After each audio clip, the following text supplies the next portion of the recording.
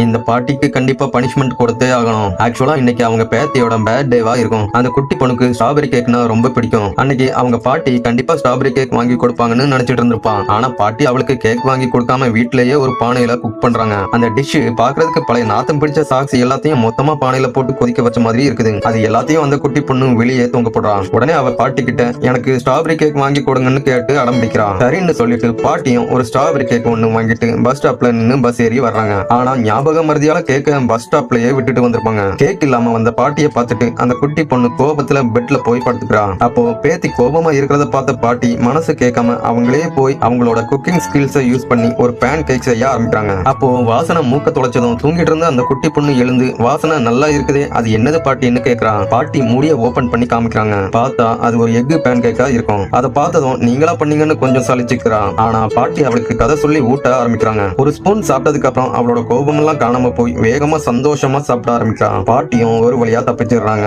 அடுத்த வருஷமும் அதே மாதிரி அந்த குட்டி பொண்ணுக்கு பர்த்டே வருது. இந்த வருஷம் கரெக்டான டைமுக்கு பாட்டி கடைக்கு போய் ஸ்ட்ராபெரி கேக்கா வாங்கிடுறாங்க. ஆனா மறுபடியும் மறந்து கேக்க பஸ் ஸ்டாப்லயே விட்டுட்டு போயிடுறாங்க. மனசு உடைஞ்சு வந்த பாட்டி திரும்பவும் வேற வழி இல்லாம அவங்க பேத்திக்காக பேன் கேக் பண்ணி கொடுக்காங்க. ஆனா இந்த வருஷம் ஆச்சரியமா அந்த குட்டி பொண்ணு பாட்டியை எதுவும் சொல்லாம சந்தோஷமா அந்த பேன் கேக்க சாப்பிடுறா. அடுத்த வருஷம் பர்த்டேக்கு என்ன ஆகுதுன்னா கடையில கேக்குக்கு காசு மட்டும் கொடுத்துட்டு அதை வாங்காம மறந்து போய் அப்படியே வீட்டுக்கு வந்துடுறாங்க. வீட்டுக்கு வந்ததும் என் மேலதான் தப்புன்னு பேத்தி கிட்ட மன்னிப்பு கேக்குறாங்க. ஆனா அந்த குட்டி பொண்ணு கொஞ்சம் கூட வருத்தப்படாம பாட்டியோட சேர்ந்து பேன் கேக்க குக் பண்ணி சந்தோஷமா சாப்பிடுறான். அடுத்த வருஷம் பர்த்டே அன்னைக்கு ஃபுல்லா மழை பெய்யுது. இந்த டைமும் பஸ் ஸ்டாப்லயே கேக்க மறந்து விட்டுட்டு போயிடுறாங்க. அந்த குட்டி பொண்ணு பாட்டியோட சிச்சுவேஷனை புரிஞ்சுக்கிட்டு அவ எதுவுமே சொல்லல. அப்படியே கொஞ்ச நாள்ல அவளோட பேரண்ட்ஸ் அங்க வந்து அவளை அவங்க வீட்டுக்கே கூட்டிட்டு போயிடுறாங்க. பாட்டி மட்டும் இப்போ தனியா வீட்டுல இருக்காங்க. 10 வருஷத்துக்கு அப்புறம் அந்த பொண்ணு அவளோட பர்த்டே அன்னைக்கு திரும்பவும் அவளோட பாட்டி வீட்டுக்கு வர போறதா கால் பண்ணி சொல்லியிருப்பான். இந்த டைம் பாட்டி ரொம்ப கவனமா பேத்திக்காக கேக்க கையிலேயே வாங்கி கட்டி வச்சிருக்காங்க. அப்போ அந்த பொண்ணும் வீட்டுக்கு வர்றா. இப்போ அவ ஒரு பெரிய ஆபீஸ்ல ஒர்க் பண்றான். பாட்டி அவளுக்கு விஷ் பண்ணி அவ விரும்பி கேக்குற ஸ்ட்ராபெரி கேக்கையும் கொடுக்குறாங்க.